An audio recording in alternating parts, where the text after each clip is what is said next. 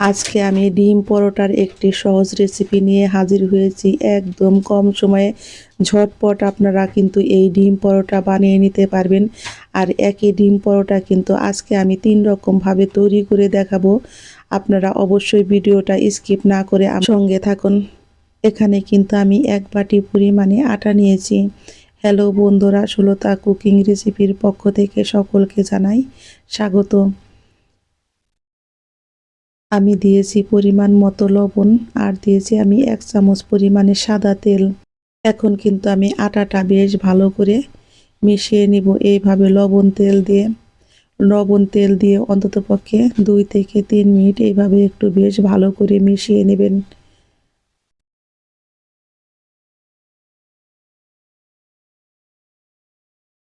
আমার মেশানো হয়ে গেছে। এখন আমি দিয়ে দিব কুসুম গরম জল।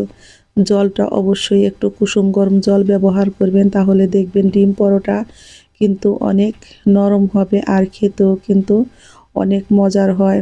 আপনারা কিন্তু বাচ্চাদের টিফিনে বাকি বড়দের টিফিনে দিয়ে দিতে পারেন।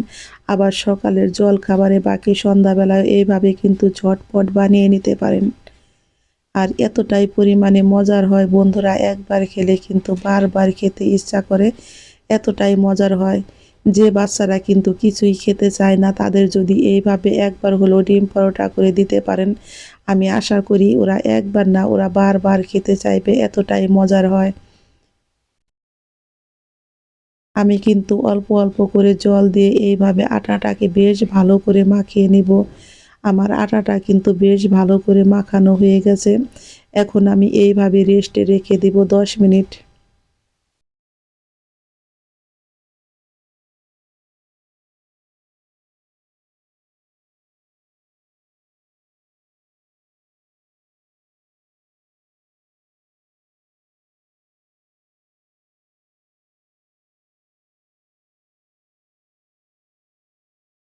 ডিম পরোটা তৈরি করার জন্য আমি কিন্তু এখানে বড় সাইজের একটা পেঁয়াজ নিয়েছি, আর পেঁয়াজটাকে কিন্তু আমি খুব ঝুরি ঝুরি করে কেটে নিব।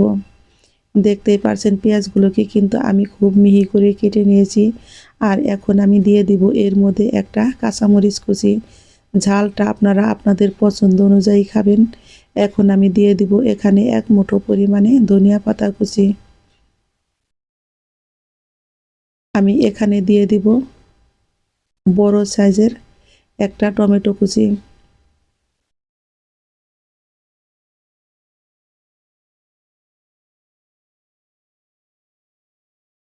আমার কিন্তু পেঁয়াজ, কাঁচামরিচ, ধনিয়া পাতা, টমেটো এগুলো সমস্ত কিছুই কিন্তু কাটা হয়ে গেছে। এইভাবেই কিন্তু ঝুরি ঝুরি করে অবশ্যই কেটে নেবেন, তাহলে দেখবেন ডিম পরোটা কিন্তু খেতে বেশ মজার হয়। আমি একটা বাটি নিয়েছি, এখন আমি 2টা ডিম ভেঙে নিব।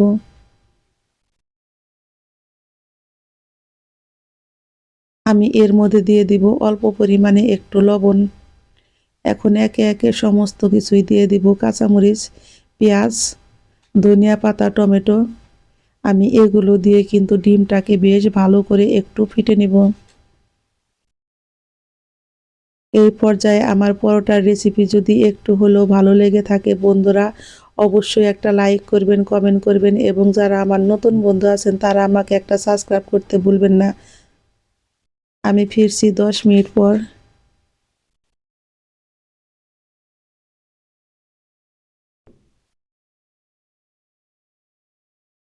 আর এইভাবে 10 মিনিট আটাটা কিন্তু মেখে রেখে দিলে পরোটা কিন্তু ফুলকো ফুলকো হবে। আর এই পরোটা খেতেও কিন্তু হয় দারুণ মজার।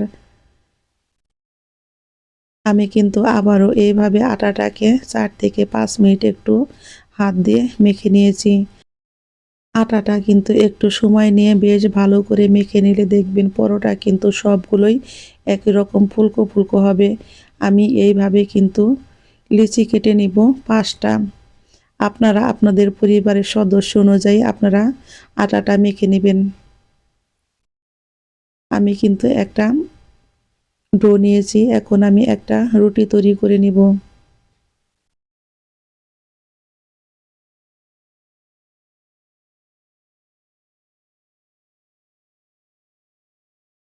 আমি কিন্তু রুটিটা এইভাবে বেলে তৈরি করে নিব, খুব বেশি মোটাও না আবার খুব বেশি পাতলাও না। দেখতেই পারছেন আমি কীরকম রেখেছি। আমার রুটিটা একদম রেডি হয়ে গেছে। আমি এইভাবে 5টা রুটি বেলে নিব। এখন আমি একটা মিক্সিং বোল নিয়েছি, আর মিক্সিং বোলে কিন্তু ডিমটা আমি এইভাবে রুটির উপরে দিয়ে বেশ ভালো করে মেখে নিব। প্রথমেই তো আপনাদের বলেছি আমি 3 ভাবে আজকে আমি ডিম পরোটা তৈরি করে দেখাবো, একই আটা মাখা দিয়ে।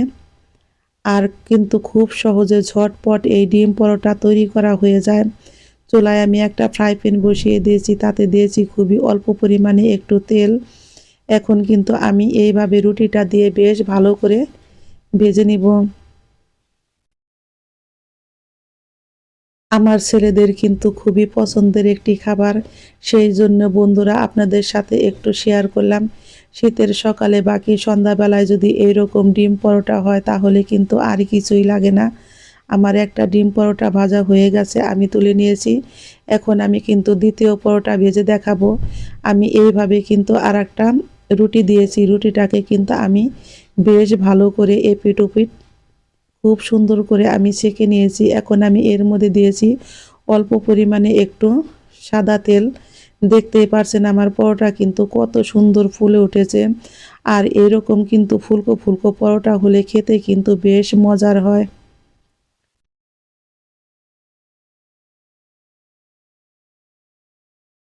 আমি এই পরোটাকে কিন্তু বেশ ভালো করে উল্টে পাল্টে ভেজে নিয়েছি।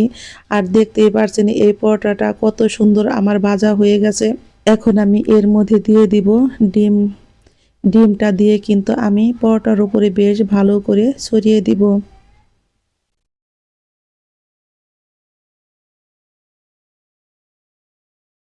আমি ডিমটা দিয়ে কিন্তু এখন পরোটাকে একটু উল্টে দিব।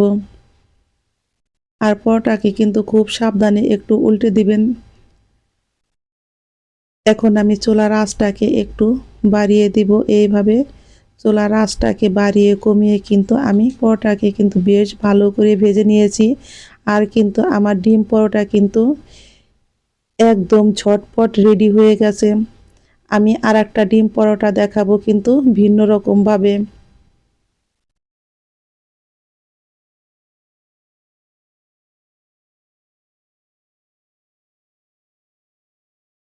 আমি কিন্তু ফ্রাই প্যানে আবারও একটা পরোটা দিয়ে দিয়েছি। এখন আমি পরোটাকে কিন্তু বেশ ভালো করে উল্টে পাল্টে এইভাবে ভেজে নিব।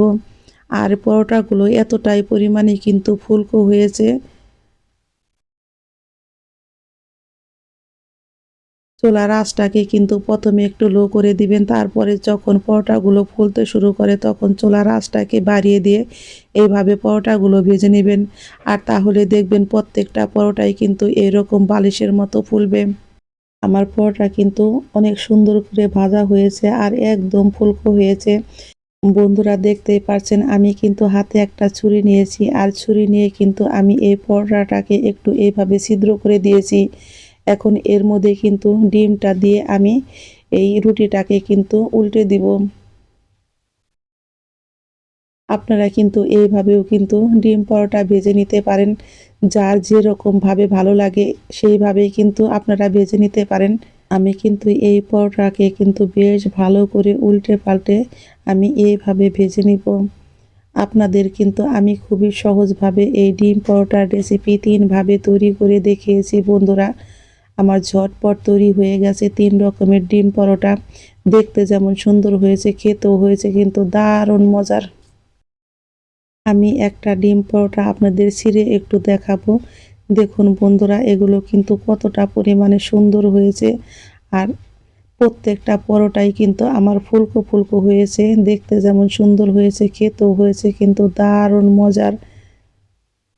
এর স্বাদ মুখে লেগে থাকে, এতটাই মজার হয়। অবশ্যই আপনারা একদিন বাড়িতে তৈরি করে রোজ বানিয়ে খেতে চাইবেন। সকলেই ভালো থাকবেন, সুস্থ থাকবেন। আমি আবারও ফিরবো নতুন নতুন কোনো রান্নার রেসিপি নিয়ে। আমার সকল বন্ধুদের জানাই আমি অসংখ্য ধন্যবাদ।